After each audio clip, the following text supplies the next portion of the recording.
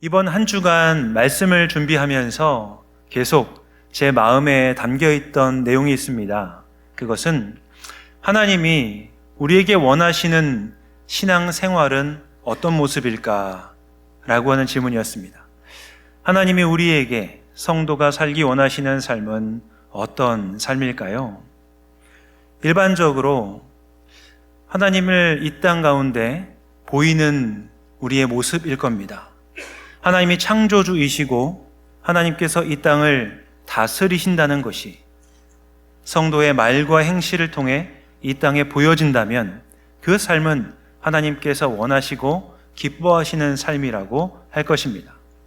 우리가 말하고 행동하는 것을 통해 하나님이 세상의 주인이심이 드러난다면 우리의 말과 행실은 우리와 함께 살아가는 사람들에게 가장 가까운 가족과 이웃에게 영향을 미치겠지요. 이처럼 성경에는 영향을 미치는 성도의 삶에 대한 표현들이 있는데요. 대표적인 표현으로는 그리스도의 향기라고 하는 표현이 있을 것입니다. 그리스도의 향기라는 말은 바울이 고린도 교회를 향해 쓴 편지에 기록된 말이기도 합니다.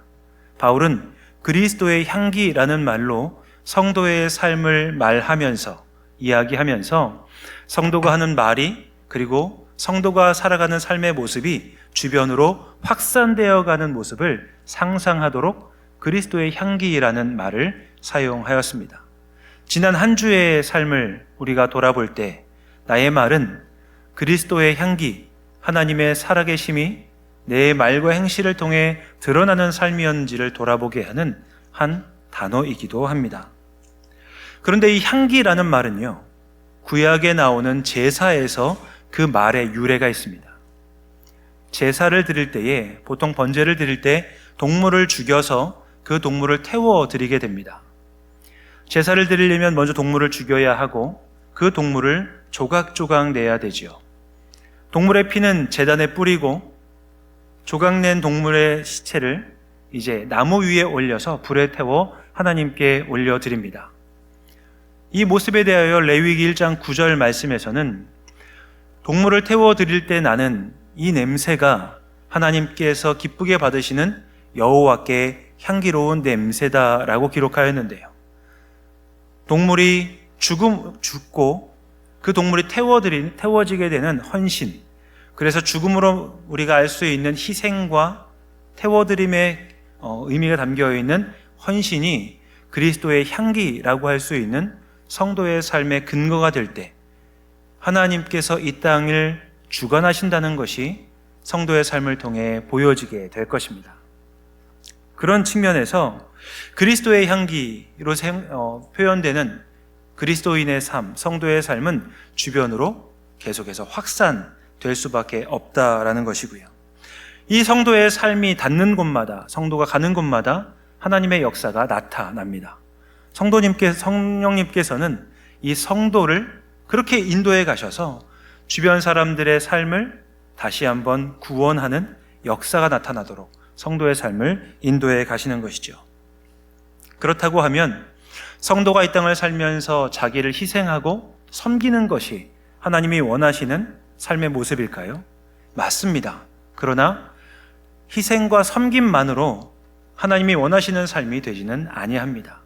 왜냐하면 희생하고 섬기면서도 다른 사람의 삶을 파괴할 수 있기에 하나님께서는 성도가 희생하고 섬길 때에, 섬기는 자리에서 헌신할 때에 그 희생과 헌신의 이유와 목적이 있어야 된다라고 말씀하십니다.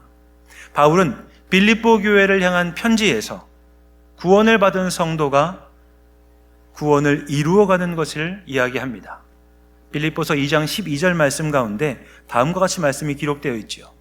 그러므로 나의 사랑하는 자들아, 너희가 나 있을 때뿐 아니라 더욱 지금 나 없을 때에도 항상 복종하여 두렵고 떨림으로 너희 구원을 이루라.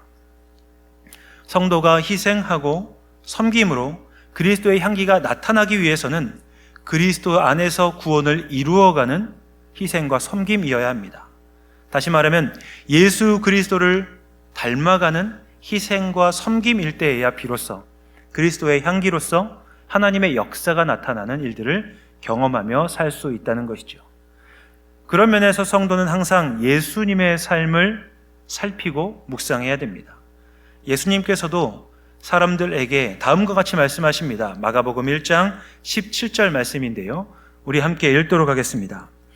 예수께서 이르시되 나를 따라오라. 내가 너희로 사람을 낚는 어부가 되게 하리라 하시니. 예수님께서는 자신을 따르던 무리 가운데 일부 사람들에게 나를 따르라고 말씀하셨고, 예수님의 초대에 응한 사람들이 예수님과 함께 제자 공동체를 이루었습니다. 그리고 예수님의 삶을 우리가 묵상하고 잘 살펴본다면 성도가 어떻게 살아야 되는지, 그리고 성도가 어떤 삶의 모습을 보여야 되는지를 예수님은 삶을 통하여 우리에게 알려주십니다. 성도는 그러므로 예수님의 삶을 많이 묵상하고 살피려고 노력해야 되는 그러한 의무를 가지게 되는 것이죠. 오늘 말씀을 통하여서 예수님이 제자들에게 하시는 주님의 음성을 함께 살펴보므로 오늘을 살고 있는 우리에게 주시는 주님의 음성에 귀를 기울여 보고자 합니다. 오늘 본문 말씀은요, 예수님께서 제자들에게 하시는 모습을 담고 있습니다. 예수님께서 제자들에게 다음과 같이 말씀하십니다. 내가 주와 선생이지만 너희의 발을 씻겼다. 그러니 너희도 서로 발을 씻어주는 것이 마땅하다라고 말씀하시는 거죠. 여러분, 예수님께서 제자들의 발을 씻겨주셨다라고 말씀하십니다. 그런데 예수님께서요, 자기 자신에 대해서 너희가 나를 주와 선생이라고 부른다라고 말씀하시는 거죠. 주님이 되시고 선생님이 되시는 예수님이 계십니다. 그리고 예수님을 따르는 제자들이 있습니다. 누가 누구의 발을 씻겨 주어야 될까요? 제자가 스승이 되시고 주님 되시는 예수님의 발을 씻겨 주어야 마땅할 것입니다. 그런데 오늘 본문에서 예수님은 내가 주와 선생이지만 너희들의 발을 씻겼다라고 지금 말하고 있는 것이죠. 여기에서 우리는 한 가지 의문을 가질 수밖에 없습니다. 그리고요, 예수님께서 주님임에도 불구하고 제자들의 발을 씻기셨다면 그 이유가 있을 거라고 생각할 수밖에 없겠죠. 그런데 이 말씀을 함께 읽으면서 좀 생경하게 느껴지시는 부분이 있지 않으십니까? 왜 제자들의 발을 예수님이 씻겨주셨을까? 왜 다른 사람의 발을 다른 사람이 씻겨줄까라고 하는 이 문화가 우리에겐 낯섭니다. 자기의 발은 누가 씻습니까? 네, 우리 발은 우리가 씻습니다. 그런데 오늘 본문에서 제자들의 발을 예수님이 씻겨주었다라는 말이 우리에게는 낯설고 생소하게 다가오는 부분인 것이죠. 당시 예수님이 살고 있던 시대의 문화는 집에서 나갔다가 이제 야외에서 생활을 하고 다시 집으로 들어갔을 때에 발을 씻는 문화가 있었습니다. 우리도 마찬가지겠지만 그때도 마찬가지였는데요. 그런데 우리와 다른 것은 그 발을 그 집에 있는 종이나 노예가 씻겨주었다는 것이 우리가 살고 있는 문화와는 좀 다른 것이죠. 우리에게는 내 발은 내가 씻는 것이 당연하지만 당시 사람들에게 내 발은 집에 있는 종이나 노예, 아니면 가장 낮은 위치에 있는 사람이 씻겨주는 것이 당연한 문화였다는 사실을 우리가 기억해야 할 것입니다. 예수님이 살던 당시 이스라엘은 기온이 높고 건조합니다. 그래서 사람들이 야외 생활을 할 때 신었던 신발로 가죽 샌들을 많이 신었습니다. 그러니 가죽 샌들을 신고 하루 종일 밖을 돌아다닐 때 먼지가 묻게 되고 땀이 나서 가죽 특유의 향, 그 살과 우리의 피부와 가죽이 같이 부딪히고 계속해서 문질러질 때에 나는 그 특유의 향들이 있지 않겠습니까? 그것이 쉽게 나는 상황이었다고 생각하시면 되겠습니다. 그러하다 보니 집에 들어왔을 때 당연히 발을 씻어야 되는 것이고요. 또 발을 씻어야 되는 다른 이유는 당시에 식사를 하는 문화 때문입니다. 여러분께 한 가지 그림을 좀 보여드리려고 하는데요. 이 그림은 예수님께서 당시 제자들하고 함께 식사를 했던 장면을 재현한 그림입니다. 트리클리니움이라고 하는 이 식사의 문화인데요. 이 트리클리니움이라는 말에서 우리가 알 수 있는 것처럼 식탁 3개를 디귿자 형태로 붙여놓은 상태입니다. 그리고 여기에서 저녁 만찬을 보통 먹는 문화가 있는 것이죠. 이 트리클리니움이라고 하는 저녁 식사 자리에 사람들이 식사할 때는요, 의자에 앉지 않습니다. 비스듬하게 누워서 식사를 할 수밖에 없는 것이고, 여러분이 보시기에 오른쪽에 보이는 이 모습이 바로 상석입니다. 그 상석에 지금 예수님이 앉아 계시고, 예수님 밑에는 예수님이 가장 사랑하셨던 요한, 그리고 예수님을 곧 팔게 될 가룟 유다가 예수님의 바로 위에 앉아 있는 것을, 누워 있는 것을 보실 수 있을 겁니다. 그 맞은편에는요, 베드로가 앉아 있지요. 베드로가 앉아서 함께 식사를 하고 있는 모습을 볼 수 있습니다. 나중에 이 관련된 내용은 다시 한번 자세히 다루기로 하고요. 오늘 우리가 이 그림을 본 것은 이들이 지금 식사를 하는 자리에서 맨발로 있다는 것을 보여드리기 위함입니다. 아까 말씀드린 것처럼 식사를 하기 전에 발을 씻어야 되는 이유는 말씀드렸습니다. 그런데 예수님과 제자들이 식사를 할 때에는 그들이 발을 씻지 않은 상태로 식사를 하고 있었습니다. 그렇다고 하면 발을 씻어야 되는 문화에서 발을 씻지 않고 식사하는 자리에서 발냄새를 맡으면서 지금 식사를 하고 있다면 이유가 있는 것이겠죠. 지금 아무도 발을 서로 씻어주지 않고 다툰 상태로 식사 자리에 앉아 있음을 우리는 확인할 수 있습니다. 그렇다고 하면 예수님의 제자들이 왜 다투었고 왜 서로의 발을 씻어주지 않은 채로 식사를 하고 있는지 그 상황으로 잠시 돌아가 보도록 하겠습니다. 마가복음 10장 말씀의 이 내용이 조금 구체적으로 자세하게 나와 있는데요. 예수님께서 이 땅에 하나님의 사람으로 구원자로 공생애를 시작하셨을 때에 이스라엘에는 예수님을 향한 관심, 그리고 예수님을 향한 많은 쫓아다니는 사람들이 생기게 되었습니다. 예수님이 가시는 곳마다 기적이 일어나서 병자들이 병에서 고침을 받았고, 그리고 예수님이 가시는 곳에서 일상에 지친 사람들이 하나님 나라에 대한 복음을 들었기 때문에 사람들은 예수님에게 관심을 보이며 예수님이 가시는 곳마다 주님을 따라다녔습니다. 많은 무리가 예수님을 따랐을 때에 예수님께서는 그들 가운데 12명의 제자를 부르셨고, 12명의 제자들은 많은 무리들 가운데서도 예수님에게 좀 더 가까이 있으면서 예수님의 사역을 함께 동역하는 일들을 감당하였었죠. 예수님의 제자들은요, 예수님을 따르기 위해 자기가 지금까지 살아왔던 삶을 다 내려놓은 사람들입니다.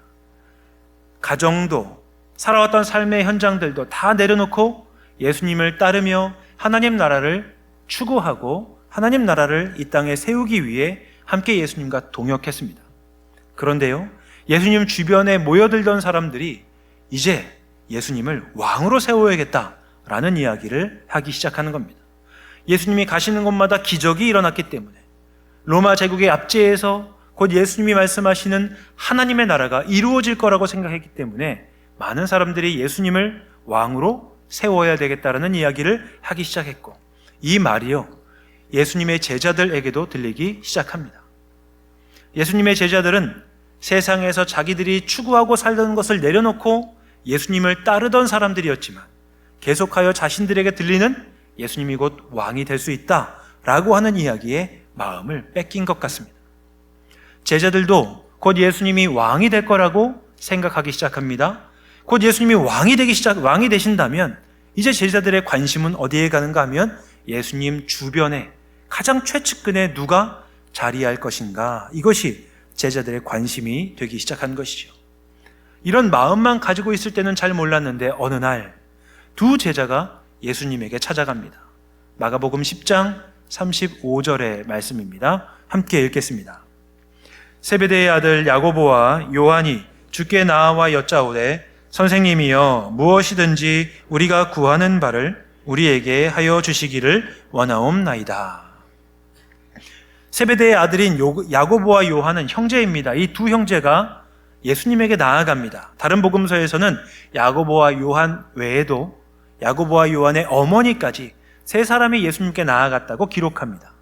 이 세 사람이 예수님께 나아가서 우리가 원하는 것이 있습니다. 이것을 우리에게 해 주십시오 라고 요청했다는 것이죠.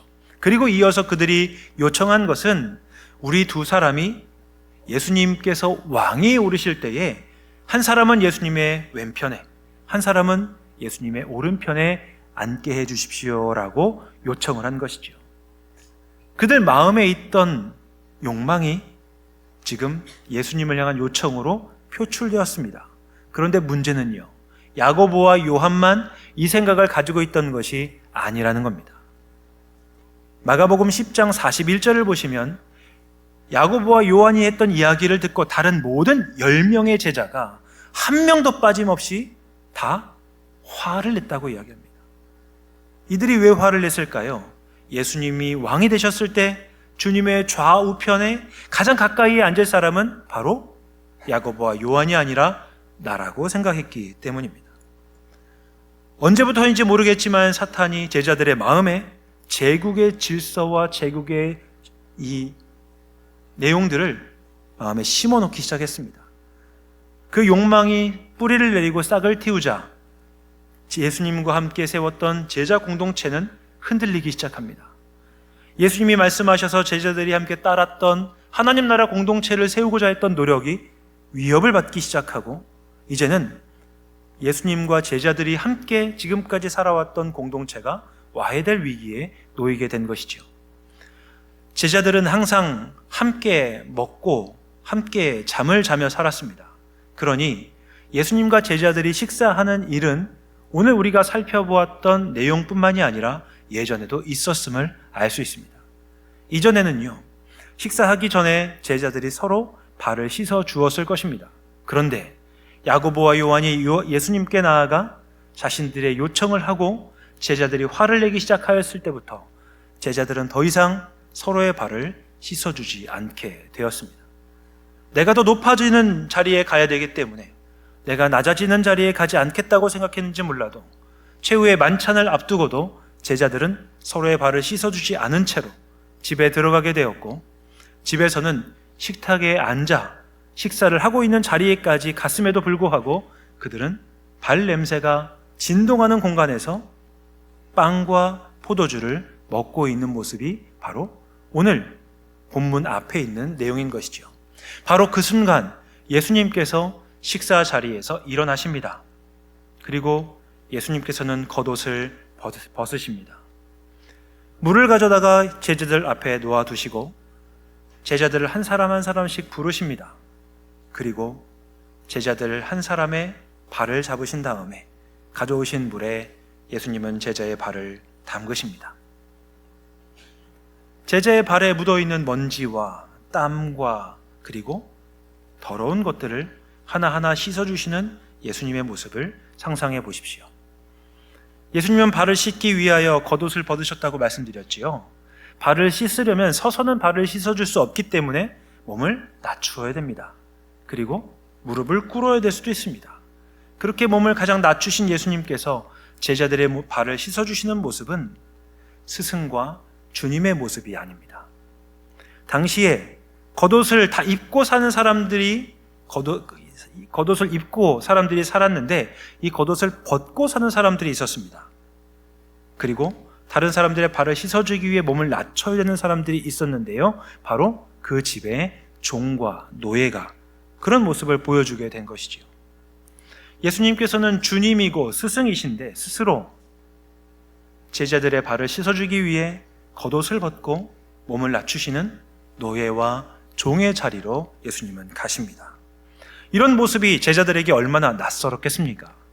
제자들이 얼마나 당황했겠습니까? 그런 모습을 보이는 내용이 오늘 본문 요한복음 13장 15절에 기록이 되어 있는데요. 이렇게 기록이 되어 있습니다. 함께 읽겠습니다. 내가 너희에게 행한 것 같이 너희도 행하게 하려 본을 보였노라. 이 모습은요, 예수님께서 보여주신 모습이고요. 제자들이 예수님께서 본을 보여주시는 이 모습 앞에 얼마나 당황했는지를 보여주는 본문은 14절에 기록이 되어 있습니다. 13장 8절에 기록이 되어 있네요. 죄송합니다. 요한복음 13장 8절에 베드로가 예수님께서 발을 씻어주시는 모습에 대해 다음과 같이 반응합니다. 베드로가 이르되 내 발을 절대로 씻지 못하십니다. 예수님, 주님께서 제 발을 씻으시다니요. 절대 못 씻으십니다. 라고 지금 베드로가 말하고 있는 것이죠. 그런데 예수님께서는 계속해서 발을 씻어주시고 나서 우리가 읽었던 15절 말씀처럼 내가 너희에게 행한 것 같이 너희도 행하게 하려고 내가 지금 본을 보이고 있다라고 예수님 말씀하신 겁니다. 예수님께서 보여주시고 있는 이 모습, 아무도 낮아지고 싶어하지 않는 자리에서 낮아지는 자리로 가신 모습과 제자들의 발을 씻으시는 모습은 제자들이 앞으로 어떤 인생을 살아야 되는지를 알려주시고자 하는 예수님의 모델이고 본이었습니다. 그리고 예수님의 이 모습은 오늘을 살아가고 있는 우리를 향해서도 성도가 어떤 삶을 살아야 되는지를 보여주는 예수님의 본이 되는 모습이기도 한 것이죠. 예수님께서요, 제자들의 발을 씻기시는 모습이 더 낮아지시고 더 섬기는 모습이었다고 할 때에 예수님의 희생, 예수님의 섬김에는요, 세 가지가 없고 두 가지가 있다는 것을 우리는 기억해야 됩니다. 예수님께서 희생하시고 섬기는 자리에는요, 세 가지가 없는데요, 그것은 무엇이 없냐면 첫 번째로는 자랑이 없습니다. 예수님께서는 제자들의 발을 씻어주시면서 내가 얼마나 제자들을 섬기고 싶어 하는지를 자랑하려 하지 않으십니다. 단지 본을 보이고 싶어 하실 뿐이지요. 또 예수님의 희생과 섬김에 없는 것은요, 다른 사람들에게 인정받고자 하는 욕심이 없습니다. 또 예수님의 섬김과 희생에 없는 것은 다른 사람들에게 칭찬받고자 하는 욕심이 없다는 것을 우리는 기억해야 됩니다. 예수님께서 보여주신 희생과 섬김에는 자랑도 없고 다른 사람에게 들을 칭찬도 없고 다른 사람에게 들을 수 있는 인정도 없다는 사실을 우리가 기억할 때에 예수님을 본받아서 이 땅을 살아야 되는 성도로서 우리가 어떻게 살아야 되는지를 알게 되는 것이죠. 그리고 예수님의 희생과 섬김에 있는 두 가지는 무엇이냐면 아무도 가려고 하지 않는 자리로 나아가는 예수님의 모습입니다. 다른 사람의 발을 씻어주는 것, 다른 사람보다 낮아지는 것은 그 자리에 있던 어떤 제자도 하기 싫어하는 모습이었습니다. 그런데 아무도 하지 않는 그 모습을 보고 예수님은 그 자리로 직접 걸어가시는 것이죠. 그리고 예수님을 통해 나타나는 또 한 가지는, 예수님의 섬김과 희생에 있는 또 한 가지는 바로 구원의 역사와 생명이 풍성하게 되는 은혜입니다. 예수님께서 제자들의 발을 씻어주시는 것이 왜 구원의 역사와 생명이 풍성해지는 것인가 생각해 보면 알 수 있습니다. 제자들은 지금 예수 제자 공동체가 와야 되는 위기에 놓여 있다고 말씀드렸죠. 내가 더 높아져야 되기 때문에, 내가 다른 사람보다 더 인정받아야 되기 때문에 아무도 섬기지 않으려 하니 지금 제자 공동체는 망가질 위기에 있고 제자들은 파멸과 파괴의 자리로 가고 있다는 사실을 우리는 알 수 있습니다. 그런데 예수님께서 씻어주심으로 말미암아 제자들을 위해 먼저 희생하고 섬기는 모습을 통하여서 예수님 제자 공동체가 다시 유지될 수 있으니 제자들의 생명이 구원을 받고 제자들의 생명이 더 풍성하게 되는 은혜가 나타나게 되는 것을 우리는 확인하게 되는 것이죠. 예수님의 섬김과 사역은 그 목적이 분명했습니다. 요한복음 10장 10절을 보시면 예수님께서 자신의 사역과 삶에 대해 다음과 같이 말씀하시는데요, 요한복음 10장 10절 말씀을 함께 읽도록 하겠습니다. 도둑이 오는 것은 도둑질하고 죽이고 멸망시키려는 것뿐이요 내가 온 것은 양으로 생명을 얻게 하고 더 풍성히 얻게 하려는 것이라. 예수님은 어디를 가시든지 어떤 사역을 하시든지 목적이 분명했습니다. 생명을 구원하기 위해 사역하셨습니다. 함께 만나는 사람의 삶을 더욱더 풍성하게 해주기 위하여 예수님께서는 사역을 하신 것이죠. 그래서 예수님은 가시는 곳마다 자기의 시간을 내어주십니다. 자기의 능력을 쏟아 부으십니다. 그리고 자기가 죽음으로 인하여서 구원해야 될 대상이 있을 때에는 기꺼이 십자가에서 생명을 내어주시는 모습을 보여주시는 것이죠. 예수님의 희생과 섬김의 목적과 이유는 생명을 구원하고 생명을 더욱더 풍성하게 하는 것에 있었기 때문에 예수님은 가시는 곳마다 시간과 물질과 삶을 다 기꺼이 내어주십니다. 급기야는요, 우리를 구원하시기 위해 십자가에서 자기 생명까지도 내어주시기를 아끼지 아니하신 분이 예수님임을 알 수 있습니다. 마가복음 10장 45절에는 이러한 예수님의 선포가 드러나 있습니다. 인자가 온 것은 섬김을 받으려 함이 아니라 도리어 섬기려 하고 자기 목숨을 많은 사람의 대속물로 주려 함이니라. 그래서 예수님의 삶은요, 제국을 추구하는 사람들은 이해할 수 없습니다. 세상 사람들은 예수님의 삶을, 예수님의 섬김과 희생을 이해하지 못합니다. 바울은 이러한 예수님의 삶을 이해하지 못하는 것에 대하여 고린도 교회를 향한 편지에서 다음과 같이 말하지요. 십자가의 도가 멸망하는 자들에게는 미련한 것이다 라고 말입니다. 우리 역시도 그렇게 생각할 수 있지 않겠습니까?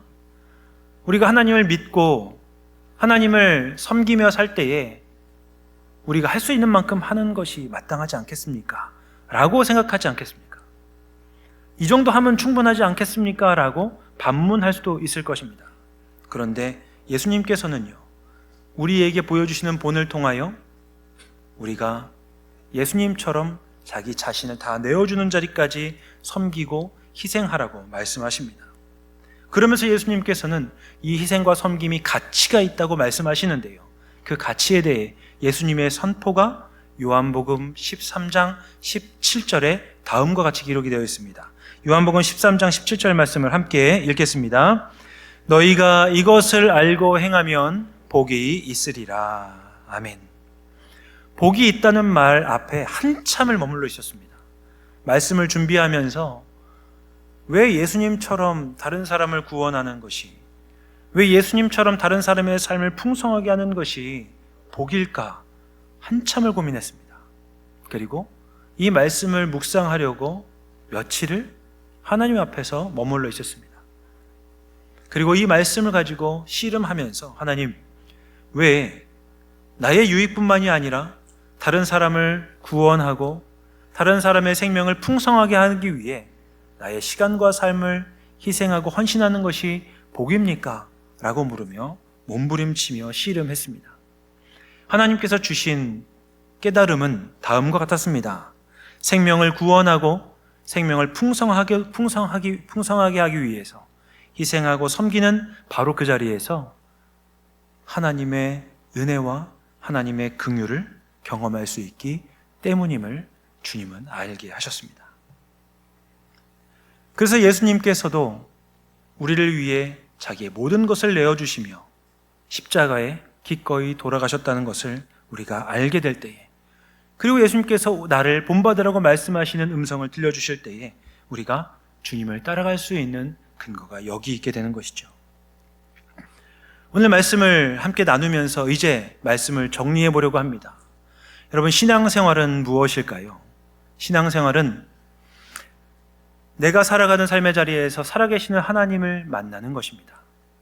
그리고 나의 말과 행실을 통해 나를 만나는 사람을 구원하고 나를 만나는 사람의 삶을 더욱더 풍성하게 만드는 것이 신앙생활이라고 할 것입니다. 이를 위해 우리는 예수님을 본받아서 우리의 시간과 삶을 희생하고 섬기는 자리에 나아가야 하겠죠. 우리가 그 자리에 나아갈 때에 우리는 그 자리에서 이미 무릎 꿇고 제자들의 발을 씻기시고 계시는 예수님을 만날 수 있게 될 것입니다. 우리가 그렇게 섬기는 자리에서 구원의 역사를 맛볼 수 있다라는 사실을 한 초등학생의 편지를 통해서 잠시 확인해 보려고 합니다. 한 초등학교 남자 학생이 있습니다. 이 아이의 집은요, 형편이 넉넉하지 않습니다. 아버지는 자주 집을 비우셨고 어머니는 생활비를 마련하기 위해 늦은 밤까지 일을 해야만 했습니다. 아이에게는 공부를 챙겨줄 사람도 이야기를 들어줄 사람도 없었습니다. 그래서 아이는 별로 말이 없었습니다. 성적도 좋지 않아서 자신감도 없고 친구들 사이에서도 친구가 별로 없어 말수가 별로 없는 적은 혼자 있는 어린 아이였습니다. 그런데요, 놀라운 사실은 이 아이가 교회를 간다는 점입니다. 이 아이가 교회 가는 이유는 단순했습니다. 바로 선생님 때문입니다.